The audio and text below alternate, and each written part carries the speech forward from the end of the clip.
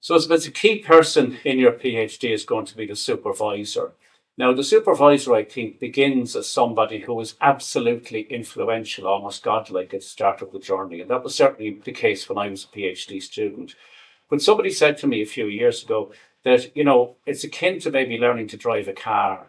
At the start, your supervisor is driving the car. You're simply watching the dials. And at the end of the PhD journey, you're in the boat. You're at the very, very back. So it's a gradual sort of movement of relationship towards the student, away from the supervisor. What do supervisors do? They don't write the document for you. They don't tell you what to do. They guide your work. I think a supervisor might be seen as a critical sort of a node on a network. They know maybe appropriate people to contact. They'll know in the end external examiners. They will know maybe publications you might look at. So I think you can kind of use those experienced aspects of a supervisor.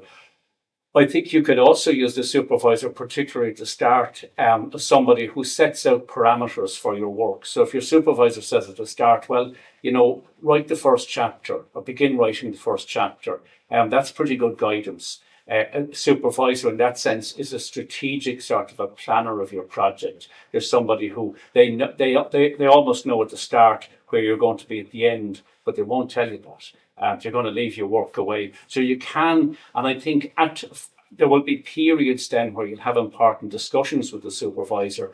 Those will kind of see you come up from the depths of your own detailed work, and you might get a chance to look and say, oh God, I wonder, do I go into the findings now? Do I go into the write-up stage? And you kind of have broader discussions. But I think it's also important to use your supervisor, keep in frequent contact. And advice was given to me years ago, and I think it's very true, is always bring output to meetings. So supervisor meetings are output driven. So you come as a student, and you've got to come to me with maybe 10 pages or 5 pages or 20 pages. And then we can talk about that, because otherwise the conversations become just basically personal conversations, which are not really helpful in the development of the work.